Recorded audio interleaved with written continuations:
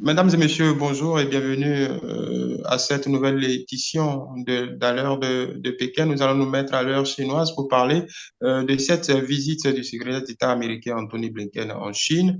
Nous allons en parler avec notre consoeur Shang Hui depuis Beijing. Shang Hui, bonjour.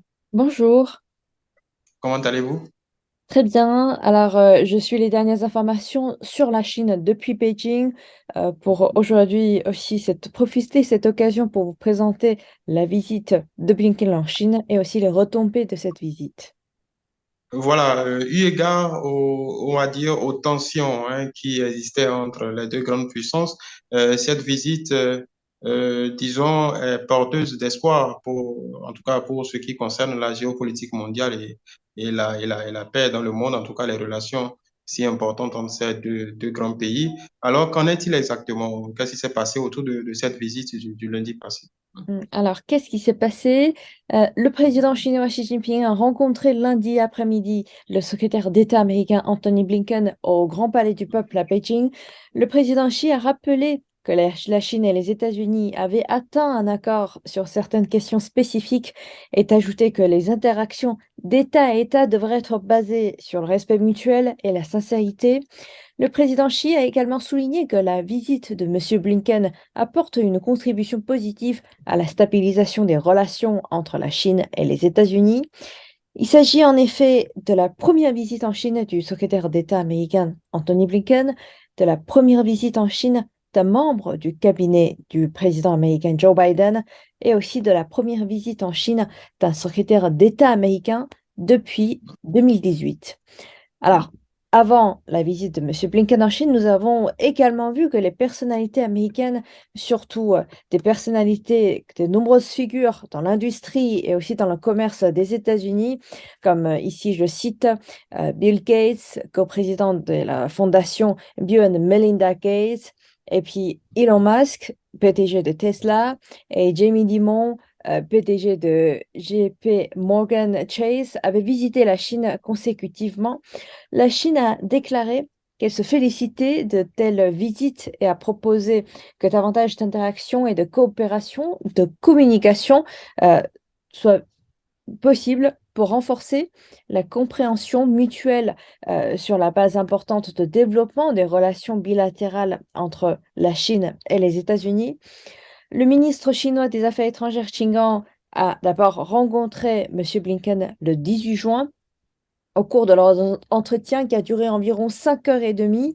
Monsieur Qin a réaffirmé que la Chine s'est engagée à construire une relation stable, prévisible et constructive avec les États-Unis. Il a souhaité que les deux parties mettent pleinement en œuvre le consensus atteint par le président chinois Xi Jinping et son homologue américain Joe Biden à Bali, en Indonésie. On le rappelle que c'était en novembre dernier, en 2022, afin de promouvoir la stabilisation des relations entre la Chine et les États-Unis et les remettre sur les rails. Monsieur Chin a formulé les exigences claires sur les intérêts fondamentaux et aussi les préoccupations majeures de la Chine, telles que la question de Taïwan. Il a souligné que la question de Taïwan est au cœur des intérêts fondamentaux de la Chine, constituant ainsi la question la plus importante et aussi le risque le plus important dans les relations sino-américaines.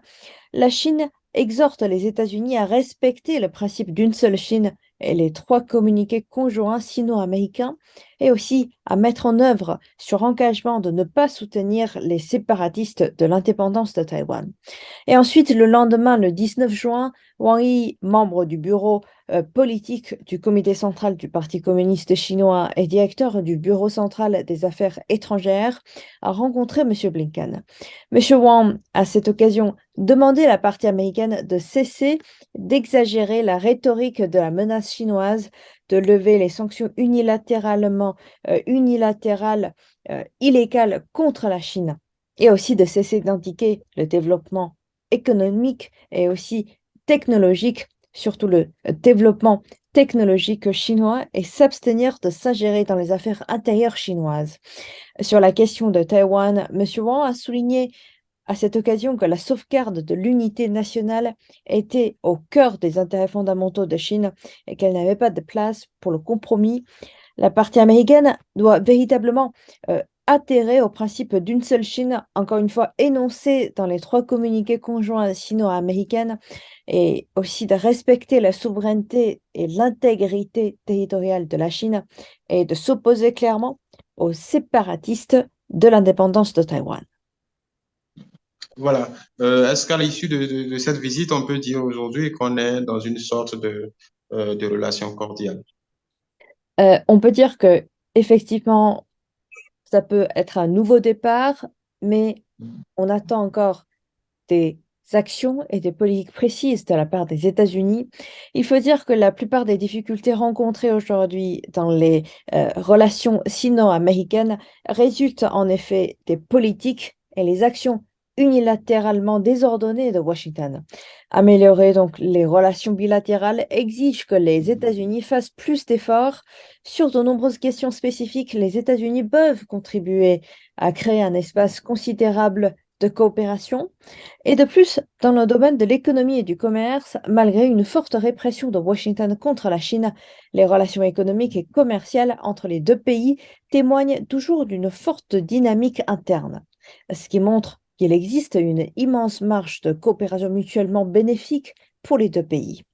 Espérons que la visite de M. Blinken pourra être un bon début pour plus de communication entre la Chine et les États-Unis basée sur le respect mutuel, la paix et la coopération gagnant-gagnant. Encore une fois, le respect mutuel, la paix et la coopération gagnant-gagnant, 3 points très courts, mais qui méritent une réflexion mûre et profonde de la part des États-Unis.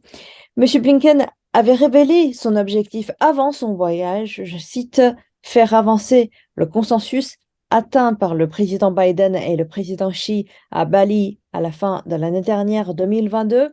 M. Blinken peut-il réellement contribuer à travers ces rencontres en Chine à ramener les relations sino-américaines au consensus atteint par les 2 chefs d'État à Bali? Attendons les prochaines mesures politiques et aussi des actions de la part des États-Unis. Voilà. Voilà ce qu'on peut dire sur cette visite du secrétaire d'État américain en Chine. On observera, comme vous l'avez dit, en tout cas les prochaines actions des 2 côtés, surtout si on se met du côté chinois, on attend avec impatience, ou du moins on attend de scruter les prochaines actions de la partie américaine pour juger, on va dire, de la pertinence des engagements ou des discussions entamées à l'occasion de cette rencontre. Merci, Shang Shangri, pour ces développements. On espère vous retrouver très bientôt pour d'autres développements. Merci. Merci à vous et à très vite.